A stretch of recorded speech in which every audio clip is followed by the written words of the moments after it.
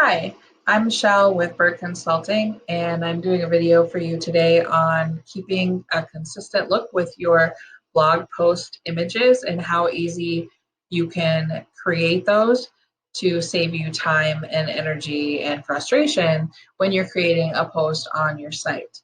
So I'm just going to show you basically what I do and how I get blog posts up fairly quickly. I don't want to confuse the fact that it does take time to blog. That is just a fact.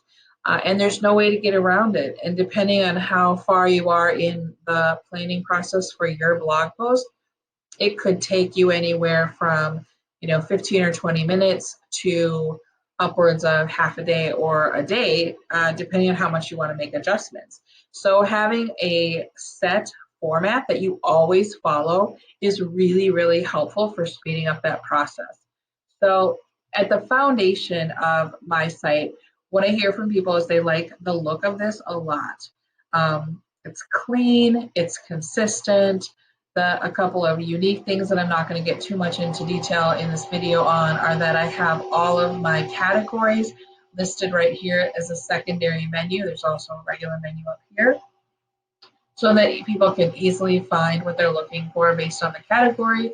And I also have a search bar here so that they can find specific things on my blog. So when I'm writing a blog post, I generally have an idea of what I want to write about.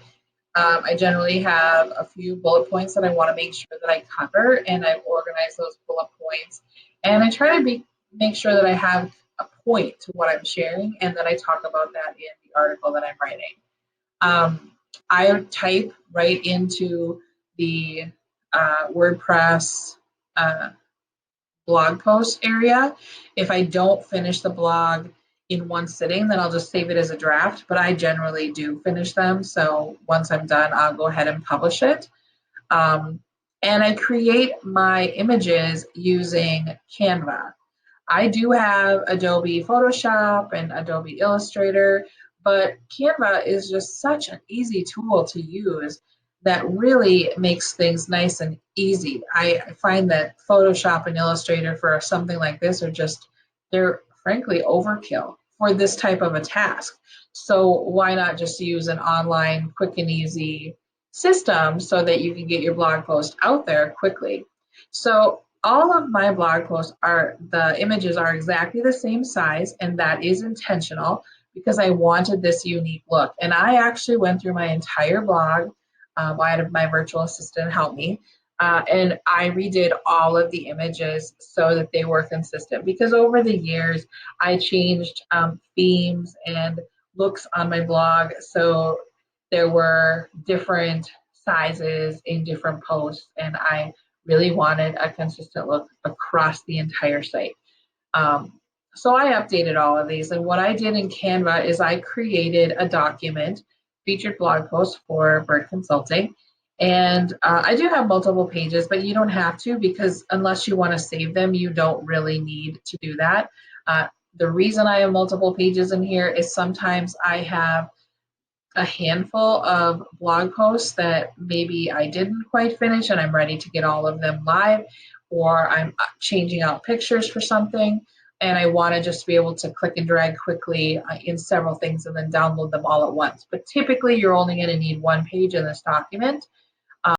My blog post size image is 1280 pixels by, I think it's 700. 720. And it was just a size that I chose. I kind of played with different sizes, and it was a size that I liked. You don't have to do it that size. It's up to you. I would be intentional about the images that you're selecting, and I would stick to one image unless there's a really good reason to have multiple images because several reasons. But one helps to kind of break up the content and add some visual interest. So you do want to have at least one on your post if possible. The other piece of that is that this image here showing up, these images, they're coming from your featured image area on your blog post. So if you don't fill that in most themes, you won't have a picture show up on your archives, which is what this is called. The full feed of your blog is called the archives. So it's really important that you have at least one image, that you place it in the featured image area, and then in your blog post directly if you want, which I always do. So I have this template set up. I come in here if I am using an image from something else, I will click and drag it in here, let it load up. And when it's done, I just click and drag it over to this space here until it snaps into place. So this is the same image, but you get the let's just use it. So I've snapped it into place. If you don't like how it's sitting in that space, you can double click on it. You can resize it a little bit to be bigger and then move it around. This image in particular is, you have to, it has to be bigger than the space to be able to move it around. But you can position it where you want it, size it a little bit, adjust the size. When you're all done, just click done. And then you'll come over here to download, click on download, click on page 1 if you only have one in here, and then download it. And then you're able to upload it straight into your blog and place it in those 2 spots, the featured image and then in the main part of your blog content. So this does just make it really easy to keep that unified size. You don't ever have to worry about it not being the right size. And the click and drag and drop kind of thing just makes it really fast for getting a nice image into your space. Now, I do pay for the pro version of Canva. I highly recommend that. It's about $13 a month, and it is well worth it. You have more pictures, better quality pictures, along with a few other perks that it comes with. In particular, the branding kit is really nice. So I would suggest paying for the pro version, but it's not necessary to be able to use this, particularly if you're getting your images from someplace outside of Canva. To just do this piece, you don't need the pro version.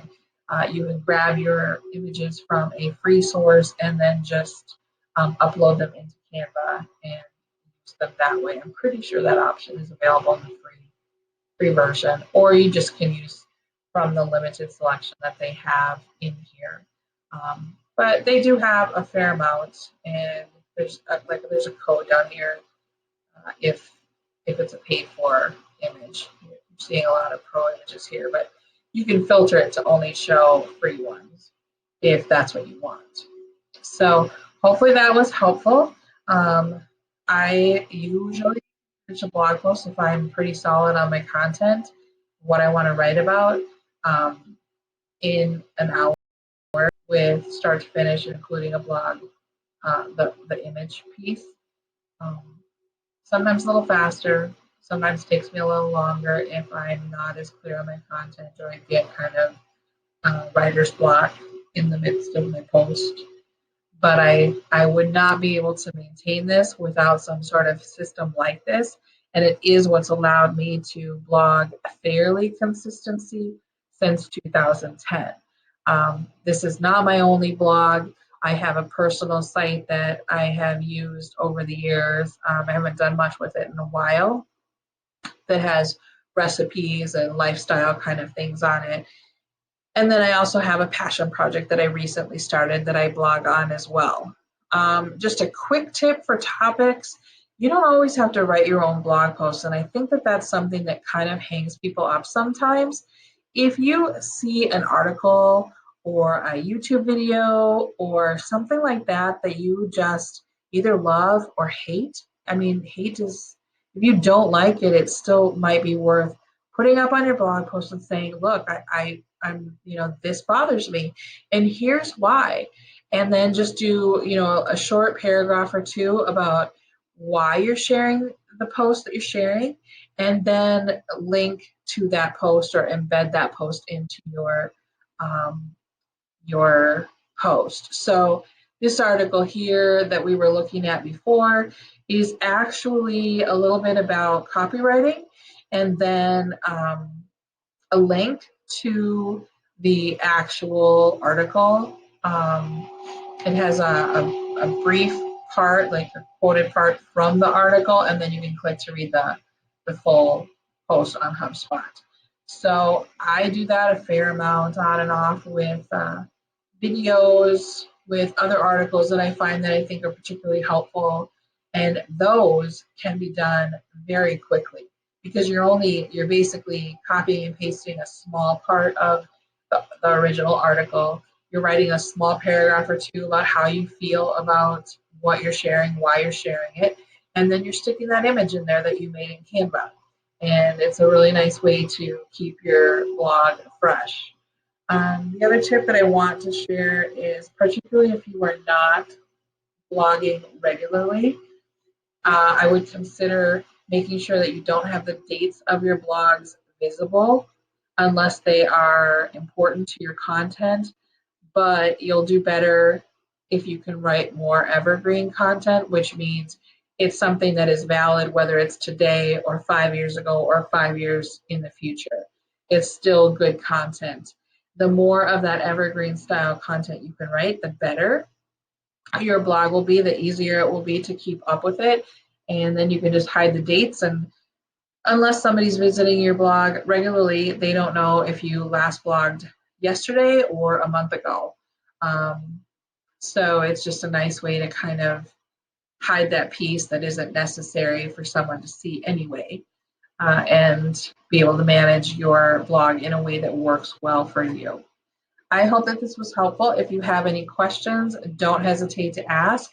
And thanks for taking time to watch it with me today.